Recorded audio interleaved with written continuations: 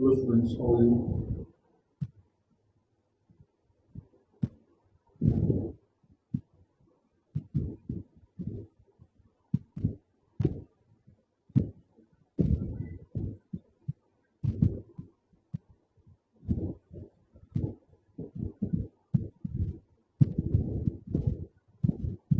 आप लोगों को स्क्रीन दिख रही है मेरी आवाज आ रही है गाइस?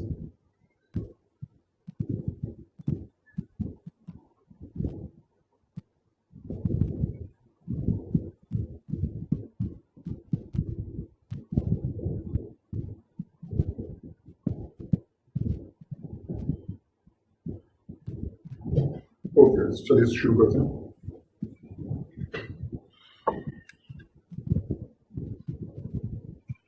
ओके,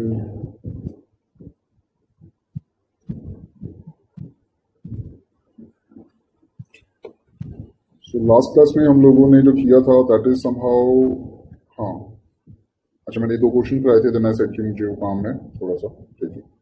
तो ये तो हम लोगों ने कर लिए थे, है ना। तो मैंने आपको कहा था कि अगर ये आप ग्राफिकली कर पाएं एंड ज्योमेट्रिकली कर पाएं तो बहुत बढ़िया। आई थिंक मैंने असाइनमेंट तो टेस्ट किया ही था, है ना। आपने से किया किसी ने?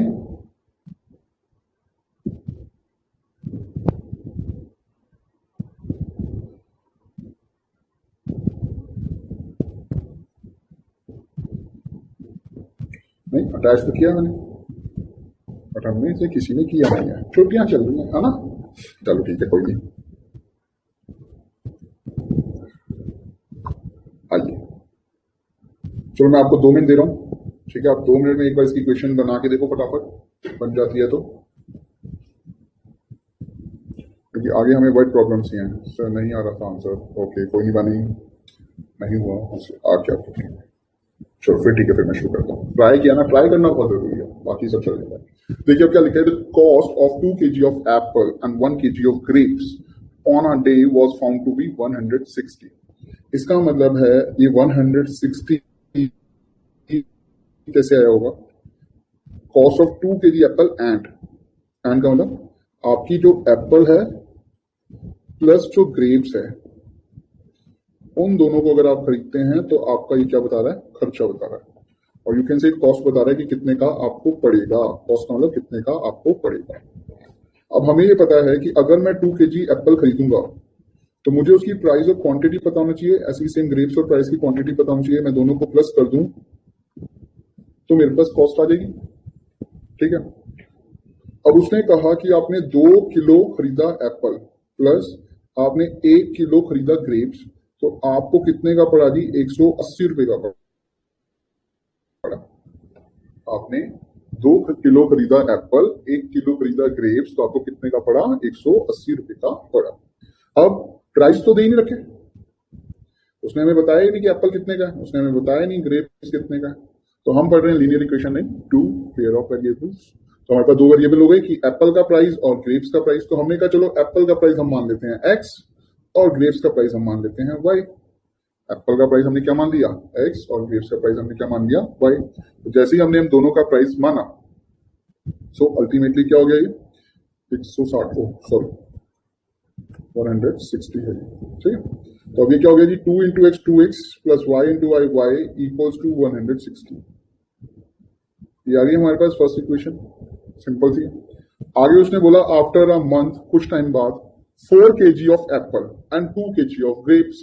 4 kg of apple and 2 kg of grapes का मतलब क्या हो गया? फिर से हमारे पास क्वांटिटी ऑफ प्राइस नहीं है, तो हमने तो प्राइस माना ही हुआ है कि भैया एप्पल का प्राइस x है और ग्रेप्स का प्राइस y है। क्वांटिटी कितना बोल रहा है ये? 4 kg of apple and 2 kg of grapes.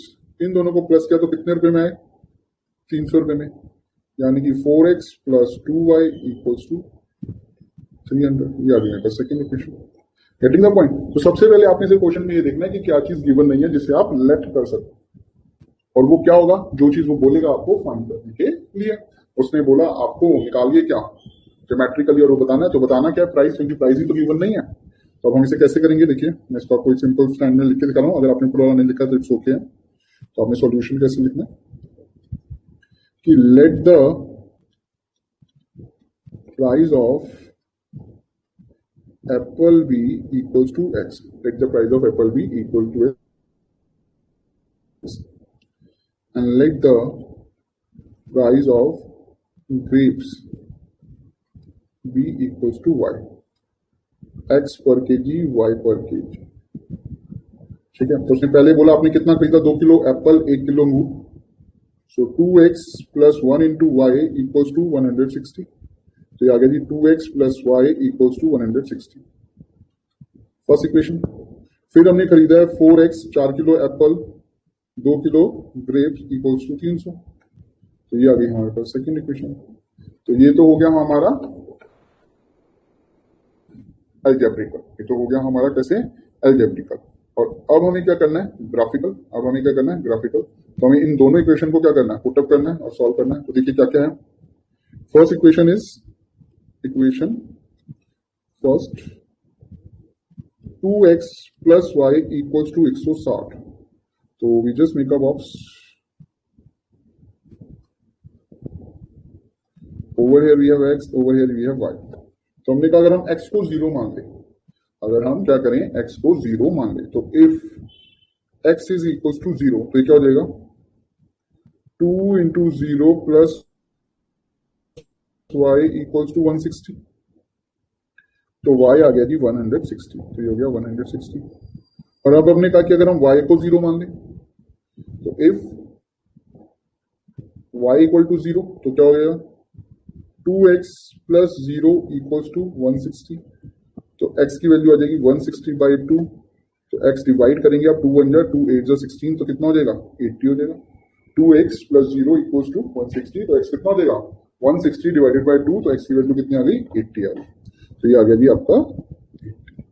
इसका मतलब 0 और 160, 0 और 80 और 0 आर द कोऑर्डिनेट्स जो हमारे पास आ गए। ठीक है, चलिए अब नेक्स्ट इक्वेशन देख लेते हैं। 4x plus 2y equals to 300। अच्छा, आप इसके साथ एक चीज और भी कर सकते हैं इस इक्वेशन में। अगर आप इस इक्वेशन को ध्यान से देखो तो ये है 4x plus 2y equals to 300। तो ये सब 2 के टेबल में आते हैं, ये सबके सब किस में आते हैं 2 के टेबल में। तो आप चाहो तो इसे ये भी लिख सकते हो छोटा करने के लिए, divide each, divide the equation by 2, divide the equation by 2। और ये क्या है, ऑप्शनल है, मैंडेटरी नहीं है, इट्स जस्ट ऑप्शनल। अगर आपको याद आ रहा है देख के तो ठीक है, अगर आपको नहीं आ रहा तो कोई फर्क नहीं पड़ेगा, आपके आंसर में कोई चेंज नहीं आएगा। हमारे आंसर में कोई फर्क नहीं पड़ेगा, चाहे हम इसे डिवाइड करें चाहे ना करें, it's a kind of optional, बस इक्वेशन को थोड़ा सा छोटा कर देता है। तो क्या हो जाएगा, मैं 2 से डिवाइड करूंगा तो ये हो जाएगा आपका 2x, 2 को 2 से डिवाइड करोगे तो 1y, और 300 से डिवाइड करोगे तो 150। तो इक्वेशन आ जाएगी हमारे पास 2x plus y equals to 150। ठीक है, आइए इसको लिख लेते हैं, 2x plus 1y equals to 150, 2x plus y equals to 150। हमने क्या करना है, सेम हमने तो कॉलम बनाना है कोऑर्डिनेट्स निकालने के लिए, just go for x and y। तो हमने कहा if x is equals to 0, अगर हमने क्या कहा x को अगर 0 मान लिया, तो 2 into 0 plus y equals to 150। So 2 0 0 हो गया, तो y इक्वल्स टू कितना आ गया आपके पास 150 आ। नेक्स्ट देखिए, इफ y इक्वल टू 0, अगर आपने y को 0 माना, तो अगर y को 0 माना तो इक्वेशन में पुटअप कर लीजिए, 2x plus 0 equals to 150। So 2x equals to 150, so x is equals to 150 by 2, so x will come 2 1 7 and 5, 75, 2 7 14 and 2 5 10। तो अब हमारे पास दो कोऑर्डिनेट आ गए दोनों इक्वेशंस के लिए, देख सकते हैं आप, हमारे पास दोनों इक्वेशंस के लिए क्या आ गए, दो कोऑर्डिनेट्स आ गए जैसे कि हमें चाहिए होते हैं। तो इस वाली इक्वेशन के लिए जो कोऑर्डिनेट आ गए हैं वो क्या क्या आ गए आपके पास, 0 and 80, sorry 0 and 160 and 80 and 0। और इधर वाली इक्वेशन के लिए 0 and 150 and 75 and 0। तो अगर आप देखें तो सबसे बड़ा है 160 और सबसे छोटे में आ रहा है तो 75 आ रहा है। तो we can just go for the 20-20 के डिफरेंस पे आप चलेंगे तो आराम से आ जाएगा, 8 से ही आ जाएगा, 8 2 16 होता है क्योंकि। तो 20-20 का ले लेते हैं, उससे काम बन जाएगा। तो आइए हम लोग ग्राफ बनाते हैं इसका।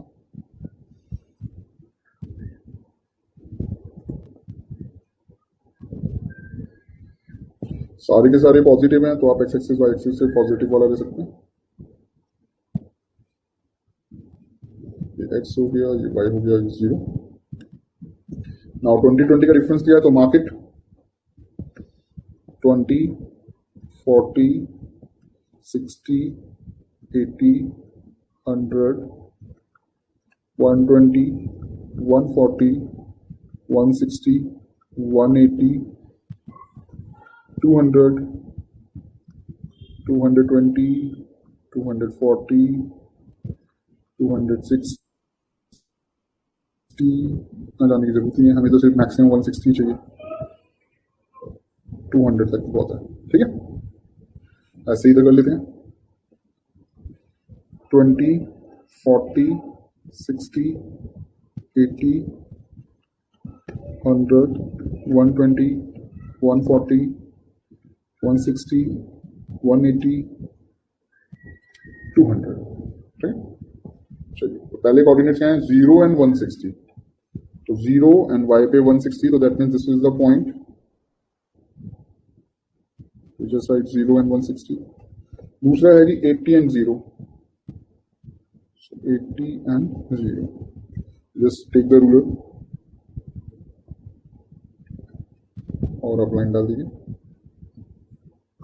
और ये कौन सी इक्वेशन बनाई आपने, 2x plus y equals to 160, 2x plus y equals to 160, ये फर्स्ट इक्वेशन बना लिया। दूसरे के कोऑर्डिनेट्स क्या हैं, दूसरे कोऑर्डिनेट 0 एंड 150, तो 0 एंड 150, अब देखिए 140 और 160 इन दोनों के कहीं सेंटर में यहां पे लाई करेगा। ठीक है, तो इट विल कम 0 एंड 150।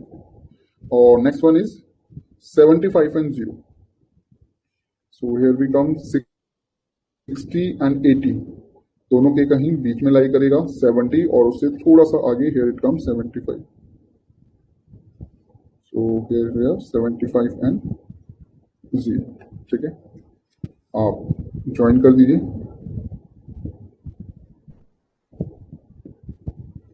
सो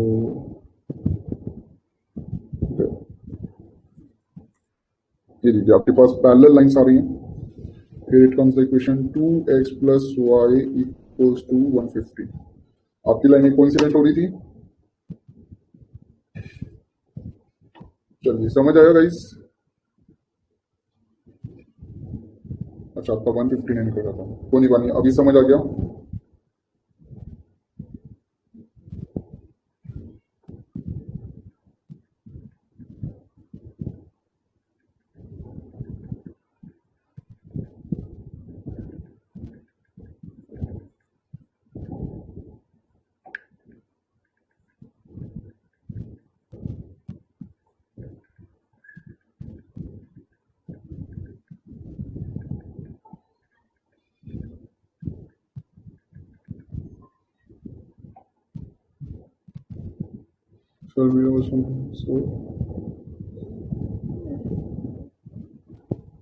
ठीक है, गरिमा हो गया आपका बेटा क्लियर ना, ये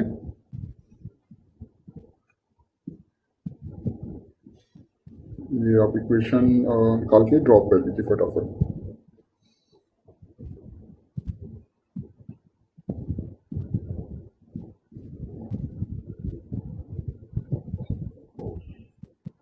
ये हो जाए एक बार फटाफट मुझे रन कर देना, फिर हम लोग आगे चलते हैं नेक्स्ट कॉन्सेप्ट में हमारे।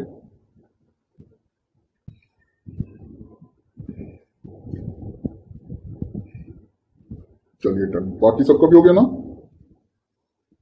आओ फिर हम आगे चलते हैं। आई होप इस एक्सरसाइज में तो हमारे पास बस इतना ही था 3.1 में। Now we are just going with 3.2।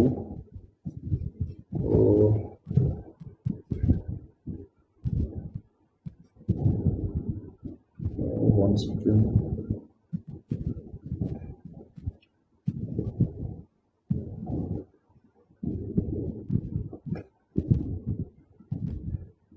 चलिए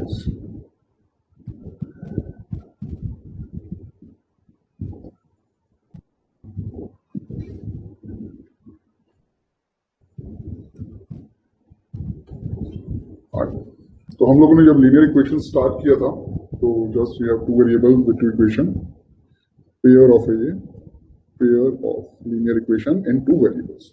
तो ग्राफिकली हम लोगों ने इसे चेक किया।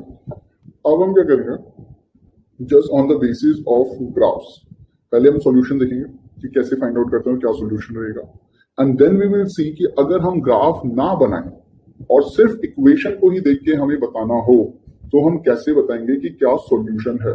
सॉल्यूशन का मतलब कि इसका क्या आंसर आएगा, ओके, सॉल्व करने में। जैसे अभी तक हमने इन्हें सॉल्व करना नहीं सीखा है।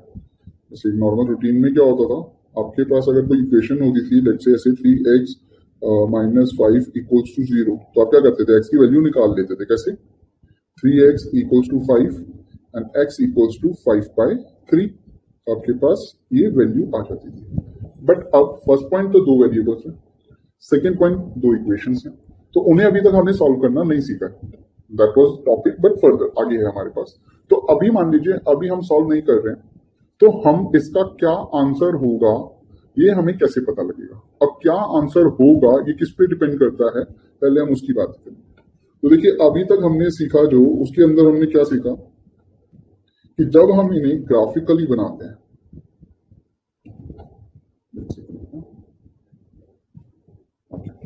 जब हम इन्हें ग्राफिकली बनाते हैं तो हमारे पास बेसिकली सिर्फ तीन ऐसी सिचुएशंस हैं जो हमारा कर्व निकल के आता है। 1,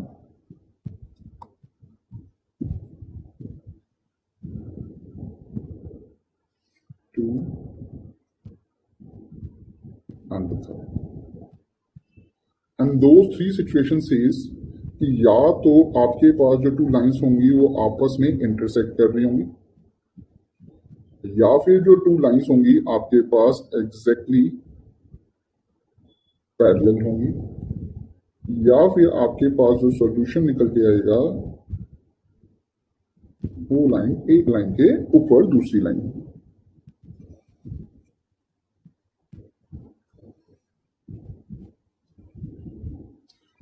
ठीक है जी, अभी तक हमने इसी चीज को देखा, ये x ये y, ये x ये y, x ये y।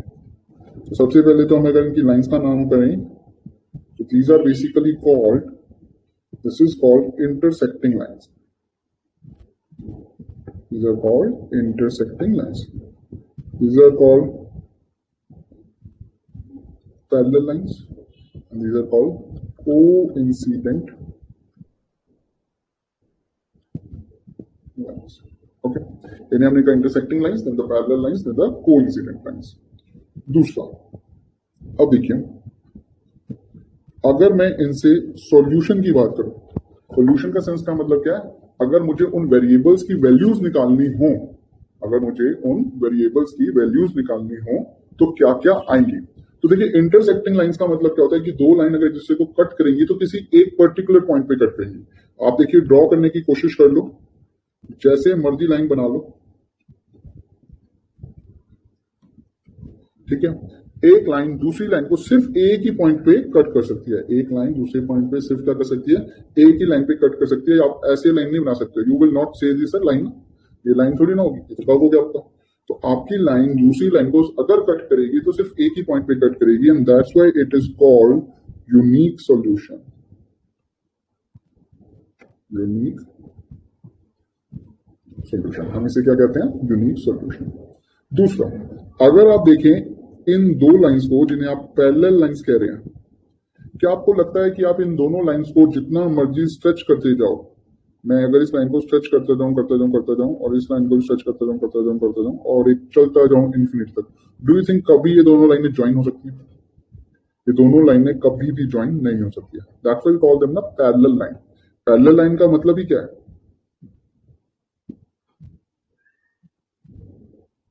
जी बेटा वानी बिल्कुल ठीक है। अगर आप बिना मतलब बिना 2 को डिवाइड किए भी अगर सॉल्व करेंगे you will get the same answer, answer में कोई फर्क नहीं पड़ेगा। That was just for the convenience.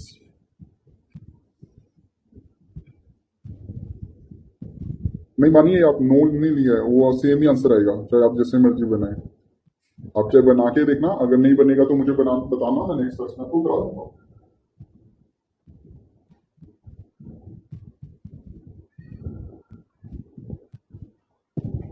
ठीक है, वो दोनों ही केसेस में आप जिसमें जिससे करेंगे आंसर सेम ही आएगा।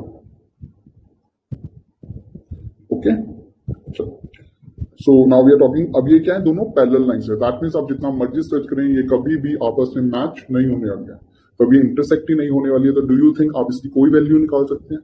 नहीं निकाल सकते, and that's why these are called no solution. That's why these are called no solution. तीसरा देखिए, it's written coincident lines. Coincident lines मतलब a line with the same points, एक line के ऊपर एग्जैक्टली पॉइंट्स पर दूसरी line होना। इसका मतलब है कि ये दोनों लाइनें तो आपस में हर एक छोटे छोटे छोटे छोटे पॉइंट्स पर क्या कर रही हैं, इंटरसेक्ट कर रही हैं, क्योंकि ये एक दूसरे के ऊपर ओवरलैप है। तो यहां पर आप जितने बच्चे सॉल्यूशंस निकाल लो, तो इसको क्या कहा जाता है, इनफिनाइट मैनी सॉल्यूशन। क्या कहा जाता है, इनफिनाइट मैनी सॉल्यूशन। तो वन पॉइंट क्लियर होना चाहिए आपको, क्या कि हम लोग अगर कभी भी ग्राफिकली रिप्रेजेंट करते हैं, जो कि हमने देखा, तो हम ग्राफ जब भी बनाएंगे तो हमारे पास सिर्फ तीन टाइप के ही ग्राफ बनेंगे, या तो इंटरसेक्टिंग लाइंस बनेंगी, या तो पैरेलल लाइंस बनेंगी, या फिर कोइंसिडेंट लाइंस बनेंगी। अब पॉइंट ये आता है कि अगर ये लाइंस आती हैं तो इनके जो सॉल्यूशन है, यानी कि जो आंसर्स आएंगे, वेरिएबल की जो वैल्यूज आएंगी, वो क्या आनी चाहिए। तो अगर आपके पास इंटरसेक्टिंग लाइंस बनती हैं तो इसका आएगा यूनिक सॉल्यूशन, यानी कि एक सॉल्यूशन आएगा आपके पास x का, एक सॉल्यूशन आएगा आपके पास y का। When I say x and y, that means we are considering x and y as a variable। बाकी भी ले सकते हैं आप a, b, t, q, r, s, t, but हम मोस्टली x and y लेके चल रहे हैं ग्राफ की वजह से भी, और नॉर्मल आपकी एनसीईआरटी में भी कहीं ना कहीं मेंशन है सारी चीजें x and y के पॉइंट ऑफ व्यू से। ठीक है, तो अगर आपको किसी और उससे आ जाए तो उसमें कोई घबराने वाली बात नहीं है कि हमने तो एक्सवाई किया था। तो द पॉइंट इज दैट कि आप अगर दोनों इक्वेशन को सॉल्व करेंगे तो एक वैल्यू आएगी एक वेरिएबल की और एक वैल्यू आएगी दूसरे वेरिएबल की, and that's why we call them unique solution. दूसरा पॉइंट आता है जी पैरेलल लाइंस। पैरेलल लाइंस कभी भी आपस में मैच नहीं कर सकती हैं। पैरेलल हम उन्हें कहते हैं जिनके बीच का जो स्पेस होता है बिल्कुल सेम होता है, that's why they are no solution. आप इनका कोई सॉल्यूशन नहीं निकाल सकते। Third are called the coincident line, जो एक लाइन बिल्कुल दूसरी लाइन के ऊपर है, तो that's why they are just intersecting too much, वो हर एक पॉइंट पे इंटरसेक्ट कर रहे हैं। तो आपके पास इनफिनाइट मैनी सॉल्यूशंस हैं, आप जितने मर्जी सॉल्यूशंस निकाल सकते हो। फर्स्ट पॉइंट क्लियर हो गया जी। अब देखिए दूसरा पॉइंट, अब मैं आपको अगर दो इक्वेशंस देता हूं, लेट्स से फॉर एग्जांपल के तौर पे देखिए, if I right equation 2x minus 3y equals to 30 and 5x plus 2y equals to 45। अब मैंने आपको ये दो इक्वेशंस दे दी, अब मैंने आपको बताया जरा मुझे बताओ इसका सॉल्यूशन क्या होगा, इसका सॉल्यूशन क्या होगा। तो यू विल से कि सर अगर इंटरसेक्ट करेंगी तो एक तो यूनिक सॉल्यूशन होगा। अभी हमें वैल्यू नहीं बतानी है, अभी सिर्फ ये बताना है कि सॉल्यूशन होगा भी या नहीं होगा। अगर पैरेलल लाइंस होंगी तो नो सॉल्यूशन होगा, और अगर कोइंसिडेंट लाइंस होंगी तो इनफिनाइट मैनी सॉल्यूशन होगा। मैं कहा ठीक है, तो मैं कहा इसका कौन सा होगा। तो आपने कहा सर बहुत सिंपल है, हम फटाफट ग्राफ बनाते हैं, देखते हैं लाइनें कहां पर जा रही हैं, जो सा केस बनेगा लाइनों का वही आपका आंसर होगा। मैं कहा ये भी ठीक है, बट ये तो बहुत ज्यादा टाइम लग रहा है। अब हर बार हर एक इक्वेशन का अगर आप ग्राफ बनाएंगे तो बहुत ज्यादा टाइम लग रहा है। तो मैं चाहता हूं कि हम ग्राफ ना बनाएं, बट स्टिल हमें पता लग जाए कि इन तीनों में से कौन सा कंडीशन है। गेटिंग द माय पॉइंट, कि अब हम क्या चाहते हैं, that we will not make graph, we will not construct graph और draw graph, and still we find the solution. ठीक है, हमें तब भी क्या होना चाहिए, सॉल्यूशन पता लग जाना चाहिए। तो अब हमें ये टॉपिक पढ़ना है। तो आई होप आपको क्लियर हो गया होगा कि अब हम क्या टॉपिक पढ़ने वाले हैं। हम एक सिंपल सी चीज पढ़ने वाले हैं। अभी तक हमने फर्स्ट स्टेप में ये पढ़ा था कि हम लोग डिफरेंट डिफरेंट लाइंस बनाएंगे, तो तीन टाइप की लाइंस बनेंगी। उन तीन टाइप्स की लाइन के बेसिस पे हमारे पास सॉल्यूशंस निकलते हैं। उन तीन टाइप की लाइन के बेसिस पे हमारे पास क्या निकलते हैं, सॉल्यूशंस निकलते हैं। और वो सॉल्यूशंस हो सकते हैं या तो यूनिक सॉल्यूशन, या नो सॉल्यूशन, या इनफिनाइट मैनी सॉल्यूशन। अब पॉइंट आता है कि आपको एक क्वेश्चन दिया गया and then they ask you कि जरा बताइए, is that a no solution, is that a unique solution और a infinite many solution. So in that case we don't have to draw the graph. हर बार आपको graph बनाने की जरूरत नहीं है, अब हम डायरेक्ट भी कर सकते हैं। अब वो कैसे करेंगे उस चीज को हम समझ रहे हैं। अब देखिए सबसे पहली चीज ये हमारी 9th क्लास में था, वैसे मैं इसी इक्वेशन को उठाता हूँ 2x minus 3y equals to 30, ठीक है। और आपको बोला जाए इसे स्टैंडर्ड लीनियर इक्वेशन में लिखिए, इसे स्टैंडर्ड लीनियर इक्वेशन में लिखिए, तो you will write like standard linear equation में अगर, तो you will write it 2x minus 3y minus 30 equals to 0, ठीक है। The constant on the right hand side will come to the left hand side, that will become the linear equation. और ये standard जो format होता था ये क्या होता था, अगर आपको ध्यान हो तो it will like ax plus by plus c equals to 0। कुछ ऐसा होता था, फर्स्ट वेरिएबल के साथ आप फर्स्ट कांस्टेंट का नाम देते थे a, दूसरे कोफिशिएंट का नाम देते थे b, and the constant will call c। x के साथ जो कोफिशिएंट है वो a कहलाता था, y के साथ जो b है और जो कांस्टेंट होता था उसे आप c कहते थे, ठीक है। सो नाउ अगर मैं यहां पर आपसे पूछूं a और b और c की वैल्यू, तो a की वैल्यू कितनी हो जाएगी 2, b की वैल्यू -3, c की वैल्यू -30। आपको साइन को भी कंसीडर करना है, आपको साइन को भी कंसीडर करना है, ठीक है। अब जरा हमारी 10th क्लास की बातें करते हैं। हमने कहा 10th क्लास में तो हमारे पास दो पेयर होंगे, so we have 2x minus 3y equals to 30, and दूसरा मैंने लिखा था 5x plus 2y, 5x plus 2y equals to 45। मैं कहा ठीक है, तो हमने कहा चलो ठीक है, पहले हम इसे स्टैंडर्ड फॉर्मेट पे भी लिखेंगे, तो ये हो गया 2x minus 3y minus 30 equals to 0, and 5x plus 2y minus 45 equals to 0। हाँ ये तो ठीक है। अब मैंने आपको कहा कि चलो बताओ फिर a, b और c क्या होगा। अब पॉइंट ये आया कि फर्स्ट इक्वेशन में से बताएं abc क्या होगा या सेकेंड इक्वेशन में से बताएं abc क्या होगा, क्योंकि x तो दोनों के पास है, तो जो पहला कोफिशिएंट ऑफ x हो गया वो दोनों में क्या हो गया, a ही तो हो गया, चाहे मैं 2 बोलूं चाहे 5 बोलूं, विद द सेम जैसा हमने पॉलिनोमियल में देखा था कि रूट्स निकलते तो दोनों वैल्यूज x की आती हैं, तो we have take them alpha and beta, याद है ना। तो सेम यहीं पे आ रहे सेम कि हमारे पास लीनियर इक्वेशंस हैं, x के साथ कोफिशिएंट है, और मैंने अभी वो बताया कि x के साथ जो कोफिशिएंट है that will be called a, और which a, right. So that's why क्योंकि हमारे पास दो इक्वेशंस आएंगी तो we count them as a1 a2 b1 b2 c1 c2, getting the point. For the first equation we call them a1 b1 c1, and the second equation we just call them a2 b2 c2। तो यहां पर a1 कितना हो जाएगा 2, यहां पर b1 कितना हो जाएगा -3, यहां पर c1 कितना हो जाएगा -30।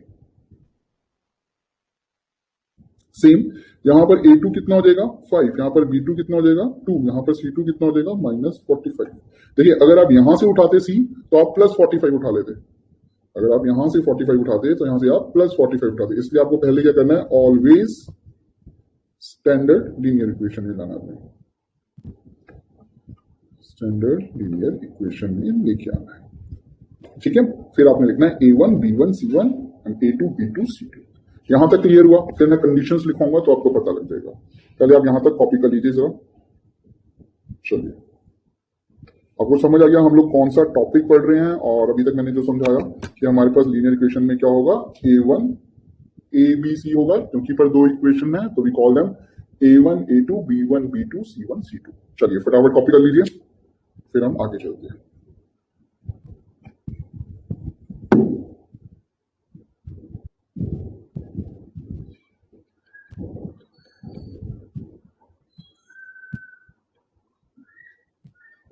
मनमीत आपने क्या लिखा बेटा, सर नेहा का करना है, मतलब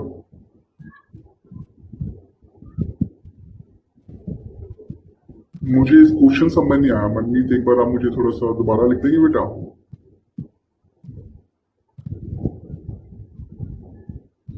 नीचे करना है, अच्छा नीचे वाला करना है, ओके ओके। गरिमा आपको भी नीचे वाला करना है, मैं नीचे ले चलूं। चलिए यहां तक लिख लीजिए फटाफट, फिर हम और नीचे चलते हैं।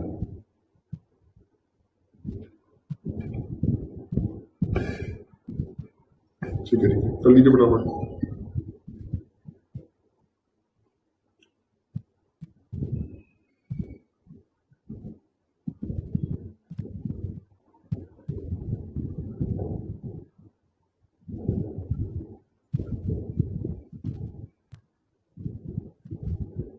ये हो जाएगा तो इसके बाद जरा मुझे इस इक्वेशन का A1 A2 B1 B2 and C1 C2 लिख के दिखाइए।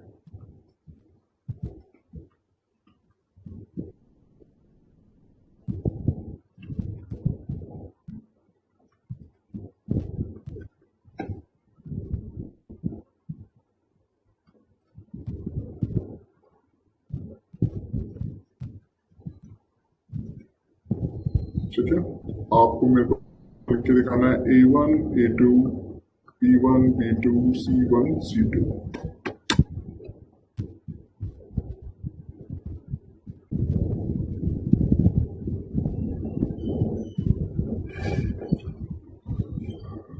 चलिए जब हो जाए इनके आंसर दीजिए फटाफट।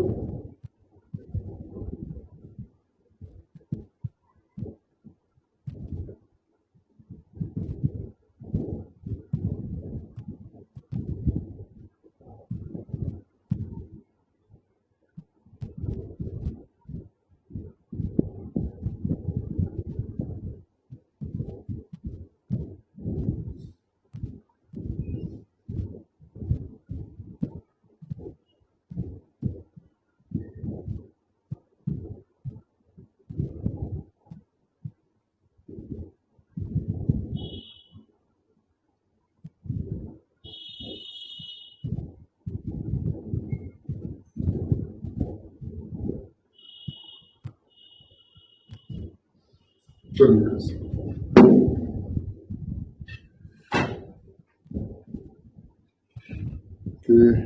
A -2 B -3 -3 A2 B2 C1 30। चलो हम चेक करते हैं। ठीक है, तो सबसे पहले तो जब भी आप A1 A2 B1 B2 C1 C2 निकालेंगे, आपको सबसे पहले किसमें डालना है? लीनियर को स्टैंडर्ड इक्वेशन में डालना है। लीनियर इक्वेशन की स्टैंडर्ड में डालना,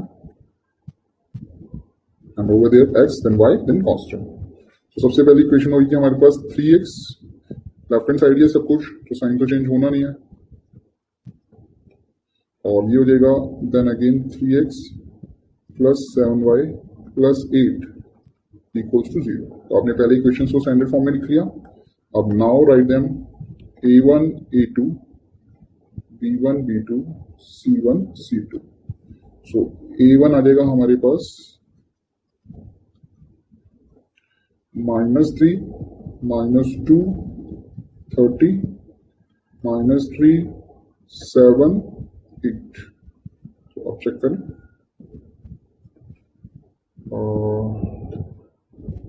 -2 -30 -3 आपने एक्स और वाई को चेंज नहीं करा,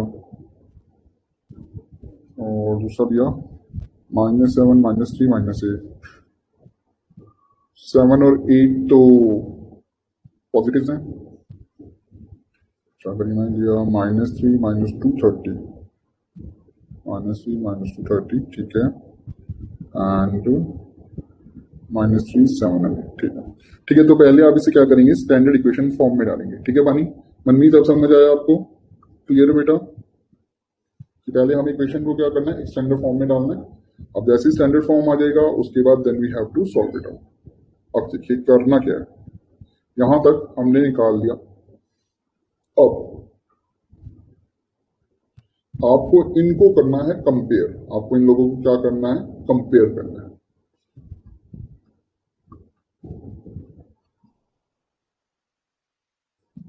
कैसे जी? देखिए A1 अपॉन A2 अगर not equals to B1 upon B2 है, A1 upon A2 is not equals to B1 upon B2 है, तो इसका मतलब क्या है कि आप जब इसको ग्राफिकली ड्रॉ करेंगे तो ये बनेगा जी इंटरसेक्टिंग लाइंस।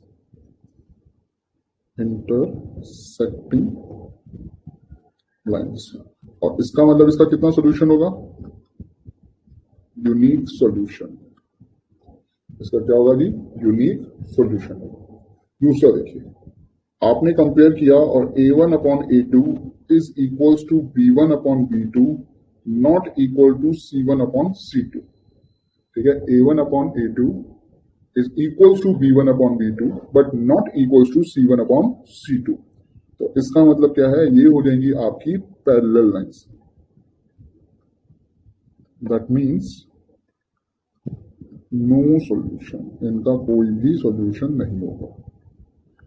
तीसरा क्या है, A1 upon A2 is equals to B1 upon B2।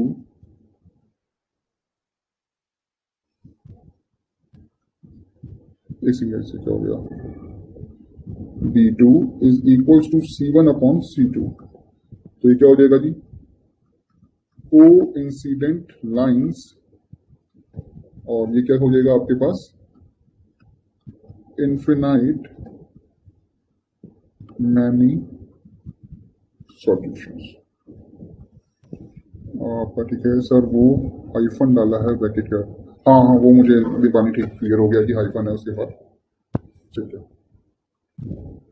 तो देखिए गाइस ये क्या है, आपने simple A1 A2 B1 B2 C1 C2 निकाल लेना है। अब आपने उनकी डालनी है वैल्यूज। अब आपने उनकी क्या डालनी है, वैल्यूज। अगर आपने किया A1 upon A2 is not equals to B1 upon B2 आ रहा है, ठीक है, तो आपको C1 को चेक नहीं करना है। अगर वो जैसे ही ऐसे ही आ रहा है तो अल्टीमेटली ये क्या हो जाएगा, इंटरसेक्टिंग लाइंस। दैट मीन्स अगर आप इसका ग्राफ बनाओगे ना तो ये कुछ इस तरीके का बनेगा, और ये क्या हो जाएगा, जैसे ही आएगा तो ये क्या हो गया, यूनिक सोल्यूशन। अगर A1 upon A2 equal to B1 upon B2 है but not equal to C1 upon C2 है, अभी मैं आपको क्वेश्चन करके दिखाऊंगा, अभी सिर्फ मैं देख रहा हूँ। तो आपके पास जब ग्राफ बनाएंगे तो कैसा बनेगा, पैरेलल लाइंस। तो ये क्या हो गया, मिलेगा नहीं, इसलिए नो सोल्यूशन। अब हमें ग्राफ नहीं बनाना है, हमने बस ये कंडीशन देखनी है और आंसर लिख देना है।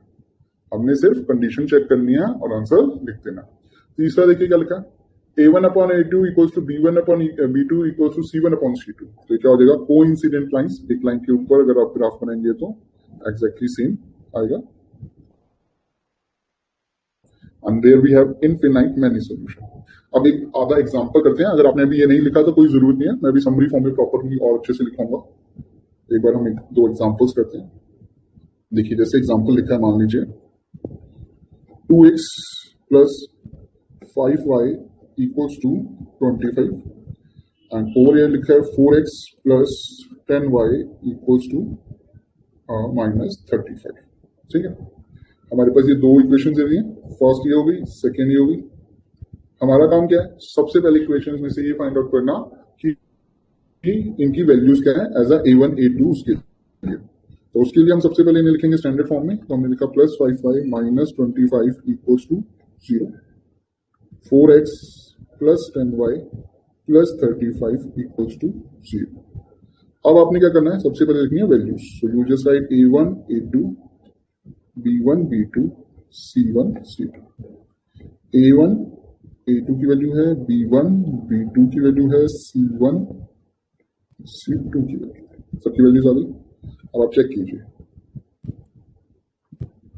A1 अपॉन A2 क्या है, 2/4 यानी कि 1/2।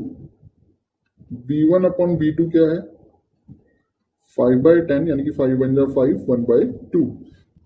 ये दोनों इक्वल हो गए। फिर आप चेक करिए C1 अपॉन C2, -25 अपॉन में 35, 5 5 5 7। तो आपने तीनों चीजें निकाली तो क्या कंडीशन निकल के आई है कि A1 upon A2 is equals to B1 upon B2 तो है, 1/2 इक्वल्स टू 1/2 तो है, but not equal to C1 by C2 है। क्यों, 1/2 is equals to 1/2 but not equals to -5/7 है ना, नॉट इक्वल। और जैसे ये नॉट इक्वल आएगा तो अब आप आंसर में क्या रखेंगे, ये क्या बनेगा जी, पैरेलल लाइंस बनेगा और नो सॉल्यूशन। ठीक है, आपको दोनों चीजें पूछ सकता है कि which kind of lines they are और सॉल्यूशन कितना है। तो ये क्या आएगा, no solution. Getting the point guys, कैसे आपने करना है, सबसे पहले आपने क्या करना है, आपने इक्वेशन को देखना, then with the help of equation आपने निकालना है A1 B1 C1 A2 B2 C2। Then you just find out A1 upon A2, B1 upon B2, C1 upon C2, and then just go for the same। अच्छा, अभी ये condition शायद याद ना हो। अब एक काम करो, पहले एक बार ये कंडीशंस लिख लो, फिर एक एग्जांपल्स देखेंगे। तो मैं आपको इसका समरी लिखवाता हूँ। ठीक है, एक बार आप जल्दी से दो तीनों कंडीशन लिख लो।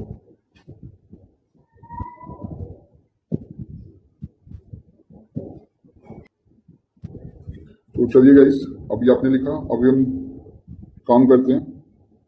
एक चार्ट बना लेते हैं, समरी चार्ट हो जाएगा। तो चलिए हम अभी ऐसे ही कर लेते हैं। समरी चार्ट का मैं आपको पीपीटी बना के दे दूंगा तो आराम से आ जाएगा। मैं इस तरह से बनाऊंगा तो बहुत बड़ा हो जाएगा। आइए एक और इक्वेशन हम कर रहे हैं, आप इसको ट्राई करेंगे पहले, फिर हम बात करेंगे। So we are writing 3x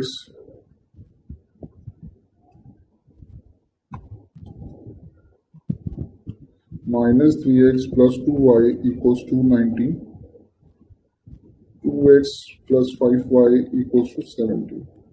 ठीक है, आपको पता करना है कि which kinds of lines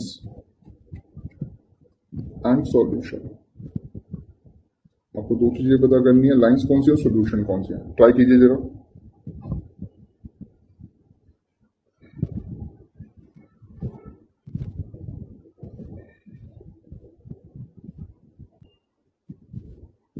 चलिए जस्ट राइट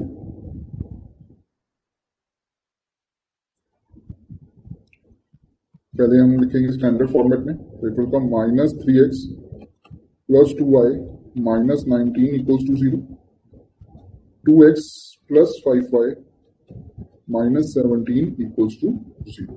ठीक है, so now you just go for a1 a2 b1 b2 c1 c2,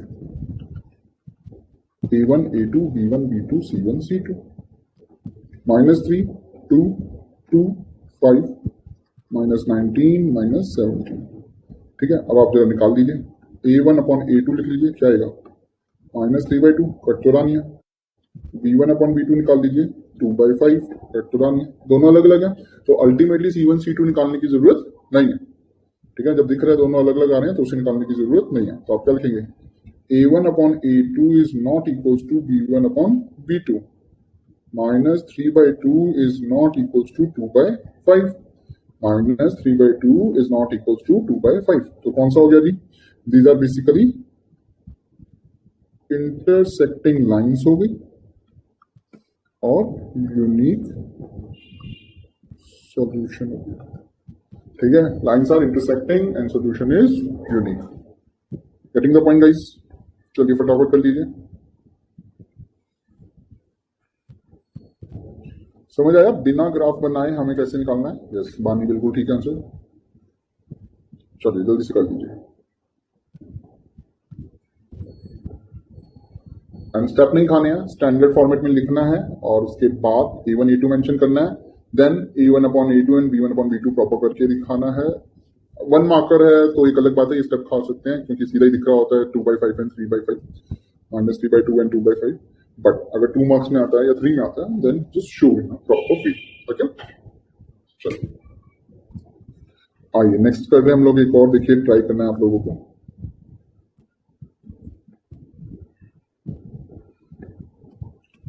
to X plus 3y equals to 5, then 8x 12y yes 20, and this is minus 5 and this is minus 20। चलिए solve कीजिए फटाफट, जरा मुझे answer बताइए।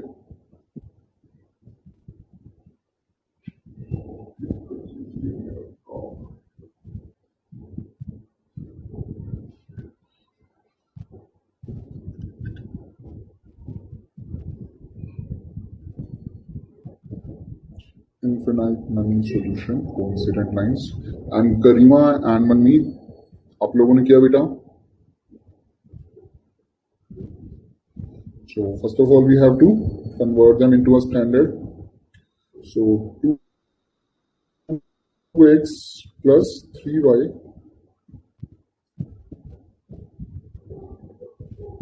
plus 5 equals to 0, 8x plus 12y plus 20 equals to 0। So you have to go for a1 a2 b1 b2 c1 c2।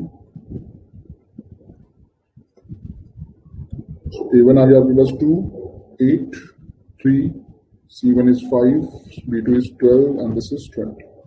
solve it। a1 upon a2 equals to 2/8, so 1/4, B1 upon B2 equals to 3 by 12, 3 1 जा 3 4 जा 12. C1 upon C2 you will go for 5 by 20, 5 1 जा 5 4 जा 20. तो आप देख सकते हैं आपके पास इक्वेशन किस स्टैंडर्ड पे आ रही है. A1 upon A2 is equals to B1 upon B2 is equals to C1 upon C2. तीनों के तीनों आपस में इक्वल है. और इक्वल है तो ये क्या हो जाएगा? Co-incident lines and solutions are infinite many solution. Getting the point is clear है guys ये आप लोगों को? कर रहे हैं गरिमा इस चित्र. चलिए देखिए मैंने आपको तीनों का एक एक एग्जांपल कराया और वो बताया कि कैसे आपने प्रेजेंटेशन करनी है. अब हम इसको क्वेश्चन तो हमने कर ही लिया, इसको पूरे को एक समरी चार्ट में लिख लेते हैं फटाफट इन इक्वेशन को लिखकर, सो दैट हमें बार बार इतना बड़ा नहीं देखना पड़ेगा ऊपर से नीचे तक, और जब भी रिवाइज करेंगे तो फटाक से उस चार्ट को देखा और काम कर देगा. ठीक है, इन्हीं वाली इक्वेशन को लिख लेंगे तो कोई सच इश्यू नहीं आएगा. तो आइए मैं शुरू कर रहा हूँ. ठीक है,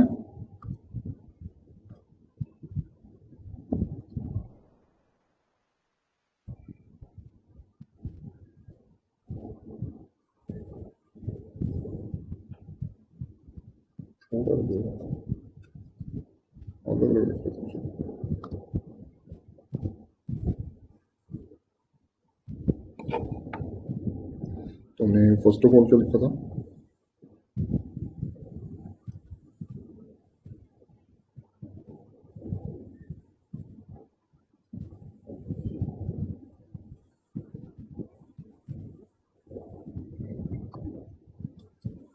सबसे पहले हम लिख रहे हैं इक्वेशन.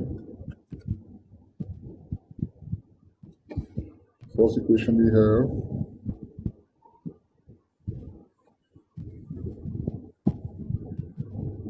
-3x - 2y, बट हम ऐसे ही लिख लेते हैं. ठीक है, मैं इक्वेशन भी दोबारा से लिख देता हूँ, कोई ऐसी बात नहीं है. तो सबसे पहले मैंने लिखा actually 2x + 3y - 5 equals to 0, 8x 12y plus 20 equals to 0.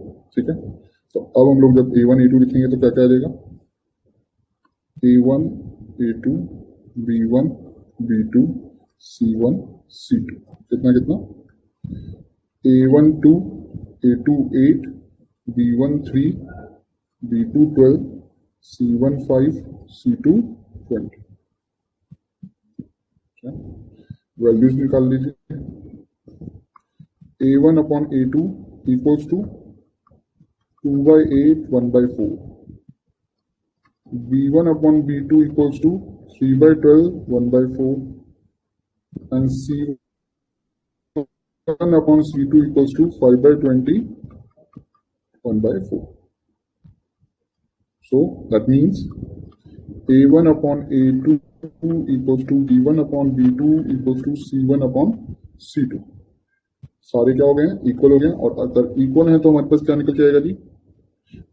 These are coincident lines. These are coincident lines and these are infinite many solution. ठीक है, तो फर्स्ट पॉइंट ये है जिसके अंदर आपको इक्वेशन दी थी, आपने वैल्यूज निकाल लें. और हम एक और बना लेते हैं इसी तरीके से.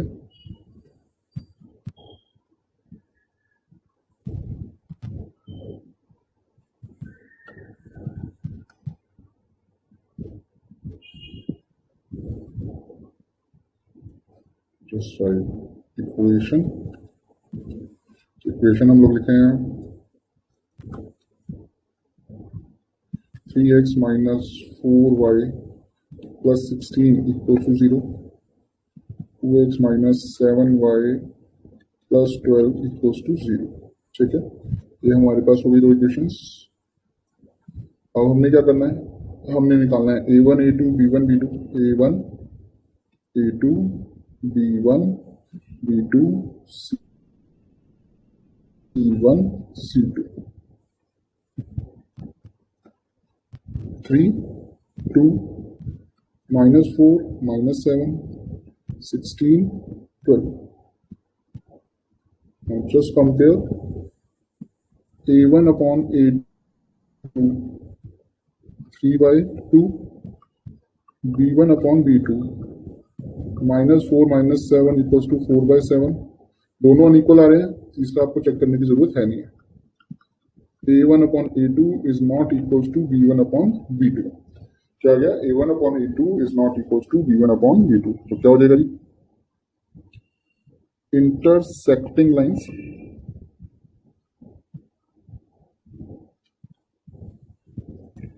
और यूनिक सॉल्यूशन. ठीक है, तो फर्स्ट वाला हो गया इन्फिनिट मैनी सॉल्यूशन, इसमें आपने चेक कर लिया. देखिए फर्स्ट अपना सेम है, स्टैंडर्ड फॉर्मेट में लिखना है. दूसरा सेम है, a1 a2 b1 b2 लिखना है. तीसरा सेम है. बस फोर्थ में आपको जब कंपेयर करना है तो आपने ध्यान रखना है, आपने क्या करना है जी? Compare.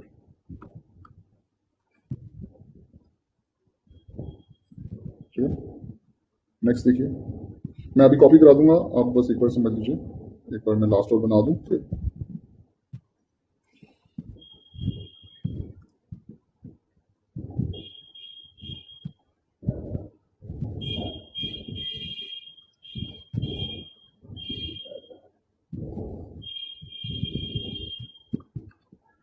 equation. So 5x plus 10y minus 13 equals to 0. 15x plus 30y minus 26 equals to 0. ठीक है, तो ये आ गई हमारे पास equations. Now we have to find the values. a1 a2 b1 b2 c1 c2 क्या वैल्यूज है? a1 की 5, a2 की 15, b1 की 10, b2 की 30, c1 की आपकी -13 है एंड c2 की -26. ठीक है, वैल्यूज निकाल लीजिए. a1 अपॉन a2 कितना आ रहा है? 5/15 यानी कि 1/3. b1 अपॉन b2 कितना आ रहा है? 10/30 यानी कि 1/3. c1 अपॉन c2 कितना आ रहा है? -13 अपॉन -26. This is 3 1 3 2 1/2. सो अब जब आप कंपेयर करेंगे तो आपने ये नहीं करना कि अच्छा नीचे 3 आया 2 आया, इतना सही तो फर्क है. फर्क ये होता है. So a1 upon a2 is equals to b1 upon b2 but not equal to c1 upon c2. ठीक है, इसके इक्वल नहीं है. तो ये कौन सा हो जाएगा? ये हो जाएगा आपका पैरेलल लाइंस, और आपके सॉल्यूशन के नाम पे नो सॉल्यूशन. ठीक है, आप लोगों को समझ आया ये क्लियर? ठीक, चलिए आप कॉपी कर दीजिए इसे.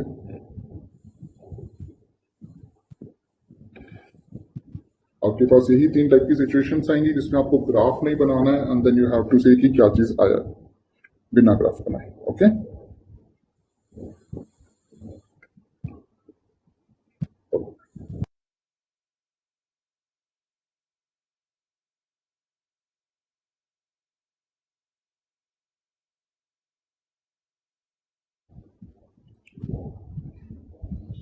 ठीक है गाइस, आज हम लोगों ने यही तक ही करना है. Okay, done.